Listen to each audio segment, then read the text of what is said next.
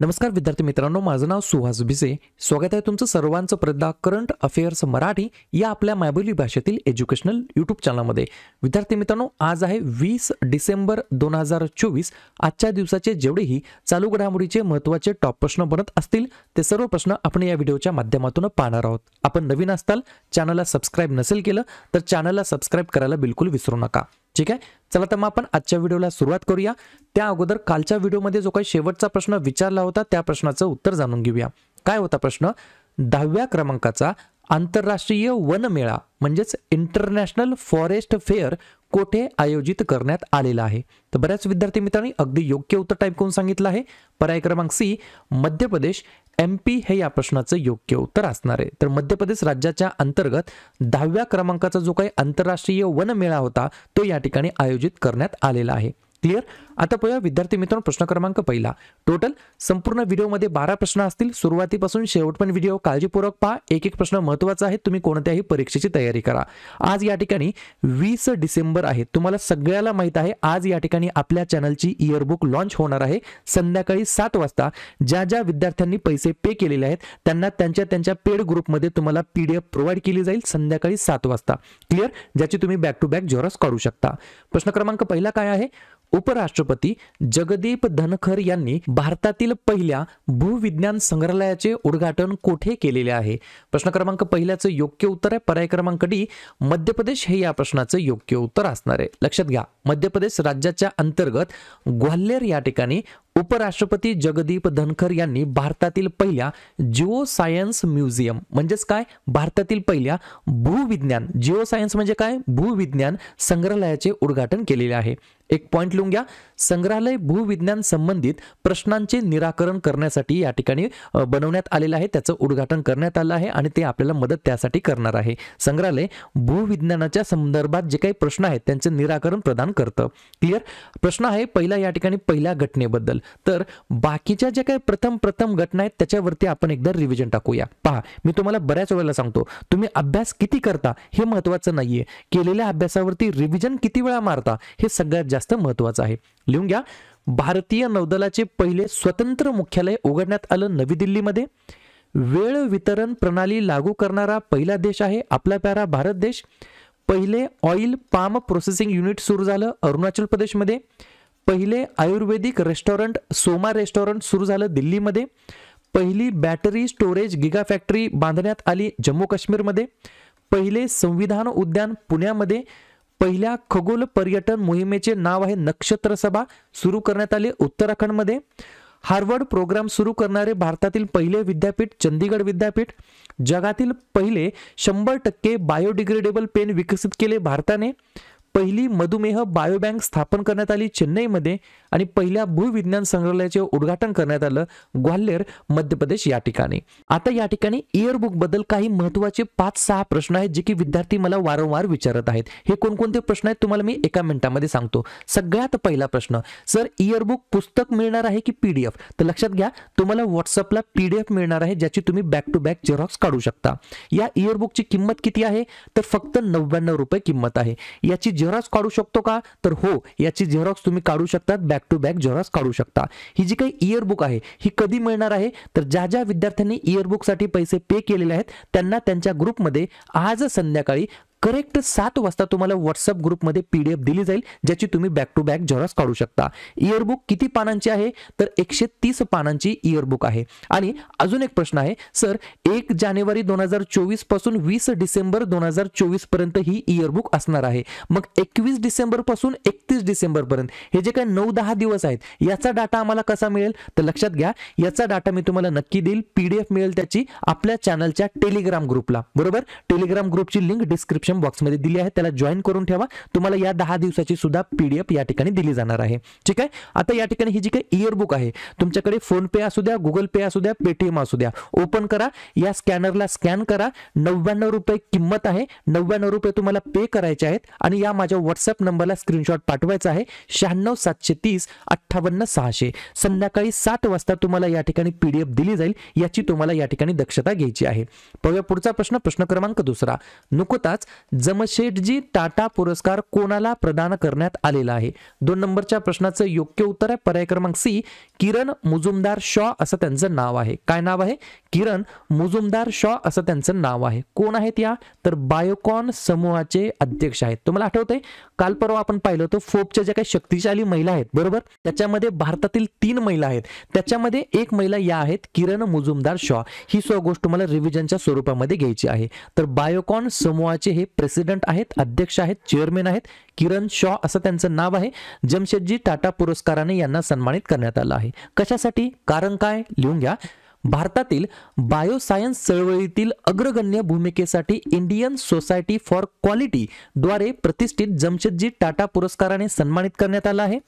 आधुनिक भारतीय उद्योगाचे जनक मानल्या जाणाऱ्या जमशेदजी टाटा यांच्या नावावरून हा पुरस्कार या ठिकाणी दिला जात असतो. पर्याय क्रमांक सी, किरण मुजुमदार शॉ हे या प्रश्नाचं योग्य उत्तर असणार आहे. प्रश्न कशा संदर्भात आहे? पुरस्कारा संदर्भात. तर बाकीच्या वेगवेगळ्या क्षेत्रामध्ये वेगवेगळ्या व्यक्तींना जे काही पुरस्कार देण्यात आले त्याच्यावरती चर्चा करूया.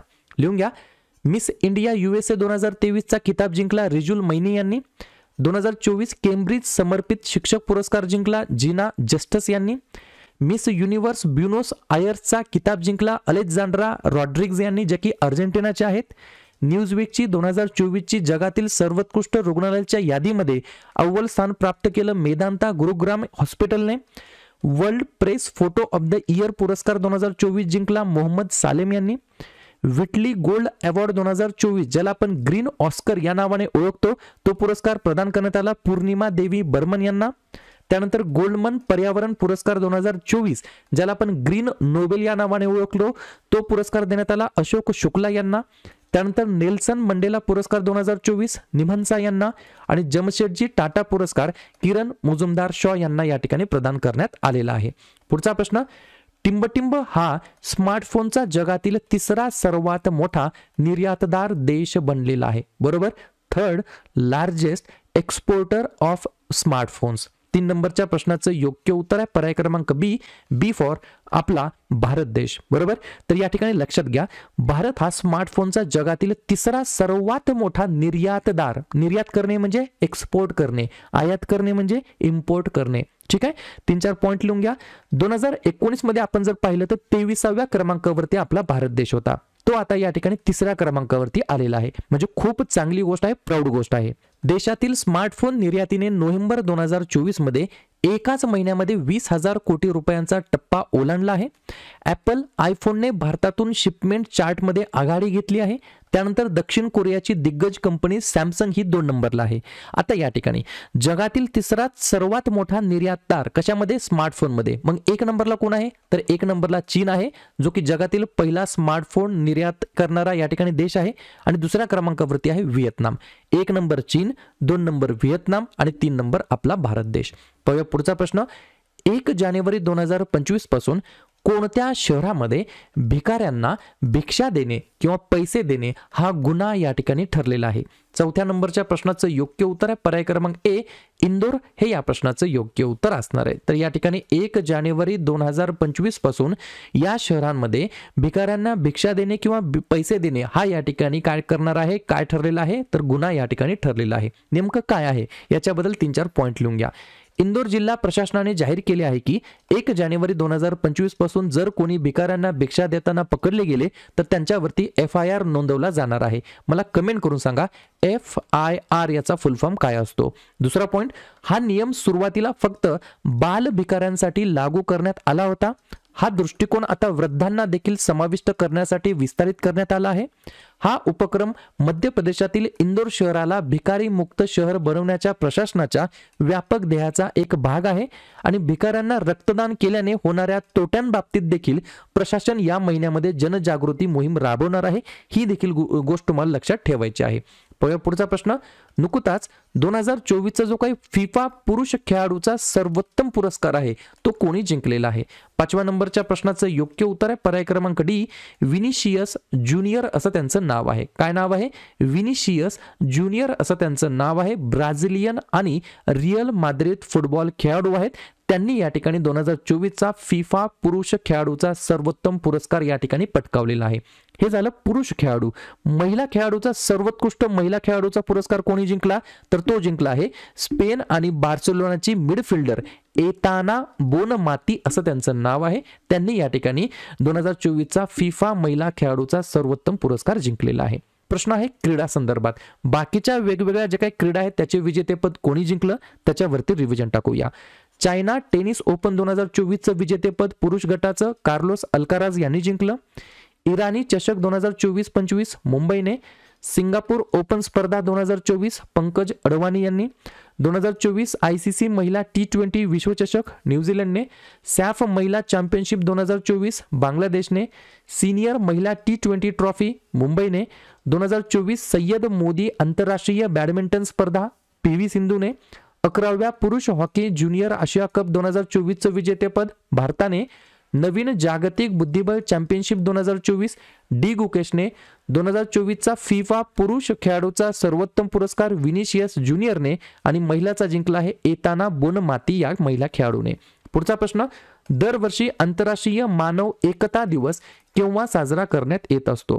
6व्या नंबरच्या प्रश्नाचं योग्य उत्तर आहे पर्याय क्रमांक सी 20 डिसेंबरला आंतरराष्ट्रीय मानव एकता दिवस म्हणून आपण साजरा करतो. प्रश्न आहे या ठिकाणी महत्त्वाच्या दिवसाबद्दल. तर लगेच काय करूया, डिसेंबर महिन्यातील जेवढेही महत्त्वाचे दिवस असतील त्याच्यावरती आपण एकदा रिव्हिजन टाकूया. लिहून घ्या. 1 डिसेंबर जागतिक एड्स दिवस. 2 डिसेंबर राष्ट्रीय प्रदूषण नियंत्रण दिवस.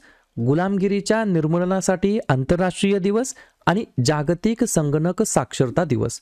त्यानंतर 3 डिसेंबर जागतिक दिव्यांग दिवस आणि राष्ट्रीय वकील दिवस. 4 डिसेंबर भारतीय नौदल दिवस आणि आंतरराष्ट्रीय चित्ता दिवस. 5 डिसेंबर आंतरराष्ट्रीय स्वयंसेवक दिवस आणि जागतिक माती दिवस. 6 डिसेंबर महापरिनिर्वाण दिवस. 7 डिसेंबर सशस्त्र सेना ध्वज दिवस आणि आंतरराष्ट्रीय नागरी विमान वाहतूक दिवस. 9 डिसेंबर आंतरराष्ट्रीय भ्रष्टाचार विरोधी दिवस. 10 डिसेंबर मानवी हक्क दिवस आणि अल्फ्रेड नोबेल यांची पुण्यतिथी. 11 डिसेंबर आंतरराष्ट्रीय पर्वत दिवस आणि युनिसेफ दिवस. 14 डिसेंबर राष्ट्रीय ऊर्जा संवर्धन दिवस. 16 डिसेंबर विजय दिवस. 18 डिसेंबर भारतातील अल्पसंख्याकांचा हक्क दिवस. 19 डिसेंबर गोवा मुक्ती दिवस. 20 डिसेंबर आंतरराष्ट्रीय मानव एकता दिवस. 22 डिसेंबर राष्ट्रीय गणित दिवस. 23 डिसेंबर किसान दिवस. 24 डिसेंबर राष्ट्रीय ग्राहक हक्क दिवस आणि 25 डिसेंबर भारतामध्ये सुशासन दिवस म्हणून आपण साजरा करतो. क्लिअर? पुढचा प्रश्न, दिवंगत आदिवासी पर्यावरण कार्यकर्ते तुलसी गौडा यांना अलीकडेच कोणत्या वर्षी पद्मश्री पुरस्कार प्रदान करण्यात आलेला होता? 7व्या नंबरच्या प्रश्नाचं योग्य उत्तर आहे पर्याय क्रमांक बी 2021 मध्ये त्यांना या ठिकाणी पद्मश्री पुरस्काराने सन्मानित करण्यात आलं होतं. 2-3 पॉइंट लिहून घ्या. पद्मश्री पुरस्कार विजेते तुलसी गौडा यांना वृक्षमाता म्हणजेच झाडांची माता या नावाने देखील ओळखलं जातं. त्यांचं 16 डिसेंबर रोजी कर्नाटकातील कारवार जिल्ह्यातील होन्नली गावामध्ये या ठिकाणी त्यांच्या राहत्या घरी त्यांचं निधन झालं. त्यांचं वय होतं 86. हलक्की आदिवासी समुदायातील तुळशी तिच्या आसपासच्या परिसरामध्ये लाखो झाडे लावण्यासाठी आणि त्यांचे संगोपन करण्यासाठी स्वतःचे जंगल तयार करण्यासाठी त्या प्रसिद्ध होता. त्यांना या योगदानासाठी 2021 मध्ये पद्मश्री पुरस्काराने सन्मानित करण्यात आलं होतं. अशाच प्रकारे 2024 मध्ये महाराष्ट्रातील किती व्यक्तींना पद्मभूषण आणि किती व्यक्तींना पद्मश्री पुरस्काराने सन्मानित करण्यात आलं? तर या ठिकाणी महाराष्ट्रातील 6 व्यक्तींना पद्मभूषण आणि 6 व्यक्तींना पद्मश्री पुरस्काराने सन्मानित करण्यात आलं. सुरुवातीला आपण पाहूया पद्मभूषण पुरस्काराबद्दल. कोण कोण 6 व्यक्ती आहेत लिहून घ्या. महाराष्ट्रातील होमुरसजी कामा ज्यांना साहित्य व शिक्षण पत्रकारितासाठी या ठिकाणी पद्मभूषण देण्यात आला. त्यानंतर अश्विन मेहता वैद्यकीय क्षेत्रासाठी. ज्येष्ठ नेते राम नाईक सार्वजनिक सेवासाठी. दिग्दर्शक राजदत्त आणि संगीतकार प्यारेलाल शर्मा यांना कला क्षेत्रासाठी. तर कुंदन व्यास यांना साहित्य शिक्षण पत्रकारिता या क्षेत्रासाठी या 6 जणांना पद्मभूषण पुरस्कार देण्यात आला. अशाच प्रकारे 6 जणांना पद्मश्री देण्यात आला आहे 2024 मध्ये महाराष्ट्रातील. कोण कोण आहेत तर लिहून घ्या. ज्येष्ठ समाजसेवक शंकर बाबा पुंडलिकराव पापळकर सामाजिक कार्यासाठी त्यांना पुरस्कार देण्यात आला. त्यानंतर मल्लखांब प्रशिक्षक उदय देशमुख देशपांडे खेळ या क्षेत्रासाठी त्यांना पुरस्कार देण्यात आला. त्यानंतर डॉक्टर मनोहर कृष्णा डोळे यांना वैद्यकीय क्षेत्रासाठी, त्यानंतर झहीर काझी यांना साहित्य आणि शिक्षण क्षेत्रासाठी, त्यानंतर डॉक्टर चंद्रशेखर महादेवराव मेश्राम यांना वैद्यकीय क्षेत्रासाठी, त्यानंतर कल्पना मोरपारिया यांना व्यापार क्षेत्रासाठी या ठिकाणी पद्मश्री पुरस्काराने सन्मानित करण्यात आलं आहे. क्लिअर. पाहूया पुढचा प्रश्न.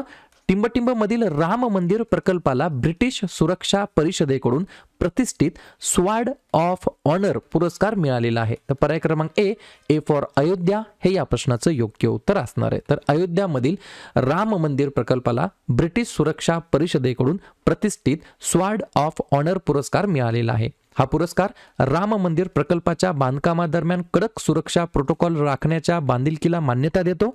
राजस्थानमधून आलेला बन्सी पहारपूरचा सुमारे 15 लाख घनफूट दगड वापरून राम मंदिराची निर्मिती करण्यात आलेली आहे. ही गोष्ट मला विचारली जाऊ शकते. पुढचा प्रश्न. कोणत्या देशाने अलीकडेच इंटरनॅशनल सोलार अलायन्स फ्रेमवर्क करारावरती स्वाक्षरी केलेली आहे? पर्याय क्रमांक डी मोल्दोवा हे या प्रश्नाचं योग्य उत्तर असणार आहे. 2-3 पॉइंट लिहून घ्या.